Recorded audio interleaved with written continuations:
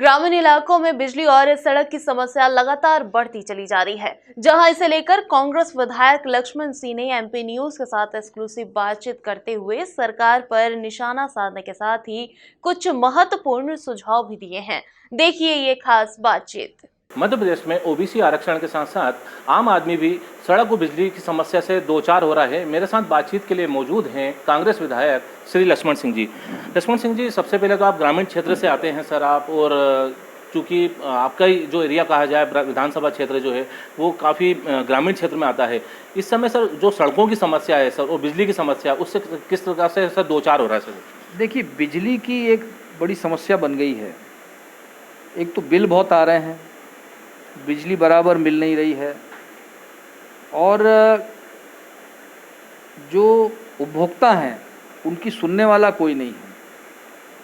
मैंने अभी कैंप लगवाया तो उसमें कुछ 50% बिजली के बिल कम भी कराए, लेकिन बिल बहुत ज़्यादा, मतलब जिसके 1000 रुपये का बिल आता था उसका 40,000 का बिल आ रहा है। एक दुकानदार छोटे से हमारे पालीवाल जी हैं मधुसूदनगढ़ में, तो ये क्यों आ रहा है?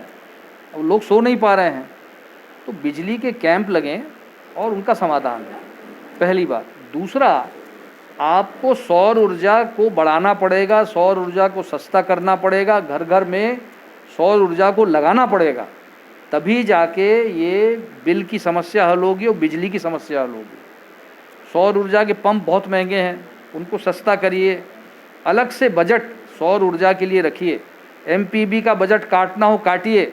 कोयला आप ला नहीं पा रहे, कोयला मिल नहीं रहा, बारिश की कमी की वजह से बांध भरे नहीं, बिजली का संकट तो होना ही है। आप कब तक थर्मल और हाइडल प्रोजेक्ट पे डिपेंड करेंगे? नहीं, आपने अभी आरोप लगाया कि बिजली के काफ़ी बड़े बिल आ रहे हैं, लेकिन जो सरकार कह रही है कि हम संबल योजना का लाभ दे रहे हैं, लेकिन साथ साथ सौर ऊर्जा के क्षेत्र में भी अभी आगर में और मंदसौर नीमच में जो सौर ऊर्जा के प्लांट जो लगाए जाने को लेकर निवेश भी किया है सरकार ने। तो भी नहीं, निवेश तो क्या है, उसमें बहुत टाइम लगेगा, वो तो जब बनेगी बनेगी। लेकिन आप सस्ते उपकरण कर दीजिए और उसकी दुकानें जगह जगह खुलवा दीजिए।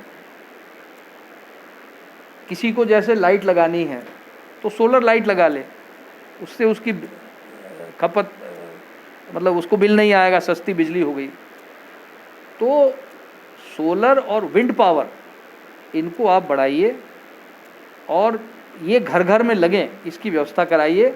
संबल की योजना में आप कह रहे हैं हमने बिजली के बिल कम कर दिए, संबल वालों को ही बिजली के बिल ज़्यादा आ रहे हैं, और सबसे ज़्यादा आज दुखी हैं आपके संबल योजना के लोग दुखी हैं, वो सबसे ज़्यादा दुखी हैं। और इसीलिए हम लोग जो दौरा करते हैं, हमको सबसे ज़्यादा शिकायत वहाँ से मिलती है, किसी बड़े किसान से नहीं मिलती। आपने एक बात कही है, लेकिन ये सड़क और बिजली के साथ साथ पानी के साथ साथ अब एक और आ रहा है मुद्दा है, वो ओबीसी आरक्षण को लेकर है।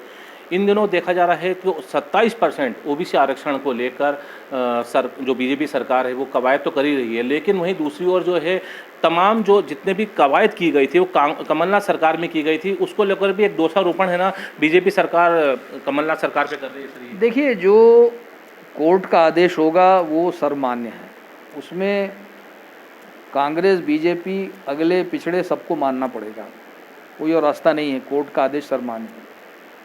दूसरी बात, अभी जो समय चल रहा है, जिस तरह की आंतरिक सुरक्षा को लेकर पूरे विश्व में चिंता व्यक्त की जा रही है, हमें भी करना चाहिए।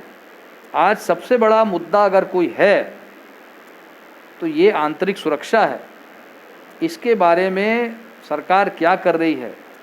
जिस तरह अभी आपने जबलपुर में एक पकड़ा, हम आश्चर्य हुआ कि उसके लिंक्स कहाँ कहाँ निकले, अंतर्राष्ट्रीय गैंगस्टर से निकले, 700-800 करोड़ की संपत्ति निकली। ऐसी संपत्ति वहाँ एक आदमी इकट्ठी कर रहा है और हम सो रहे हैं। इंदौर में पकड़ा गया। ऐसे कई स्लीपर सेल्स हैं, इनको नष्ट करने के लिए आप करिए। आपकी अपनी पार्टी के लोग इनकी मदद करते हैं, इसीलिए बढ़ रहे हैं। 15-20 साल से आप ही सरकार में हैं। आपकी पार्टी के ऐसे कौन से लोग हैं जिनके इनसे कनेक्शन है, उनको भी उजागर करिए, पार्टी से बाहर करिए और सज़ा दीजिए। एक निष्पक्ष तरीके से काम करिए। आपने ये बात कही है, लेकिन जब भी कोई ऐसी घटना सामने आती है, आपके बड़े भाई और राज्यसभा सदस्य हैं दिग्विजय सिंह जी, उनका ट्वीट आता है उस ट्वीट के बाद फिर बीजेपी का हमेशा ये निशाना रहता है कि आप आतंकवादियों का यानी दिग्विजय सिंह जो हैं आतंकवादियों का वो करते हैं, सपोर्ट करते हैं, सहयोग करते हैं, और कांग्रेस को भी साथ साथ वो बीजेपी जो है कांग्रेस को भी साथ साथ घेर लेती है इस मामले में। देखिए, ये आंतरिक सुरक्षा का मामला मैंने पहले कहा कि ये ना बीजेपी संबंधित है, ना कांग्रेस से संबंधित, ना दिग्विजय सिंह जी संबंधित है, ना शिवराज सिंह संबंधित। ये जनता से संबंधित है। कोई क्या ट्वीट कर रहा है वो उसकी विचारधारा है, लेकिन आप तो अपने आंतरिक सुरक्षा का जो भी काम है वो पुख्ता इंतजाम करिए। आज आपके थाने जो हैं, जिस तरह मैं देख रहा हूँ, आज आंतरिक सुरक्षा से निपटने के लिए तैयार नहीं है। कई थाने ऐसे हैं। ये हफ्ता महीना जो चल रहा है बंद करिए, नहीं तो सबका ध्यान उसी में लगा रहता है। तो आपका मानना है कि मध्य प्रदेश में जो कानून व्यवस्था है वो ठीक नहीं है सर? जैसी होना चाहिए नहीं है, नहीं इतनी घटनाएं नहीं होती। ट्रक से बांध के घसीट रहे हैं लोग, ये आज तक हमने नहीं सुना। कि हिम्मत कैसे हो रही है इसकी? कौन है ये? कौन लोग हैं? कौन इनकी मदद करता है? ट्रक से बांधकर किसी को कोई खींचेगा तो उसको ये मालूम है कि मेरा कुछ नहीं होना, तभी तो कर रहा है। तो ऐसे कौन लोग हैं? इनको पकड़िए, बंद करिए। बहुत बहुत धन्यवाद हमारे साथ बातचीत के लिए। श्री लक्ष्मण सिंह जी कांग्रेस विधायक चाचौड़ा से हैं, जिनका साफ तौर पे मानना है कि मध्य प्रदेश को जो है आंतरिक सुरक्षा, या कहा जाए पूरे देश की आंतरिक सुरक्षा पे काफ़ी जोर देने की आवश्यकता है, और जो सुरक्षा व्यवस्था है पुख्ता करने की बहुत आवश्यकता महसूस की जा रही है। क्योंकि इस समय जो अफगानिस्तान से जिस प्रकार से जहाँ सत्ता परिवर्तन हुआ है, उसके बाद देश में किस प्रकार से आंतरिक सुरक्षा मजबूत हो सके उसको लेकर जोर देने की आवश्यकता है। भोपाल से वीडियो जर्नलिस्ट सुशील यादव के साथ Rakesh Sharma, MP news TV, Bhopal.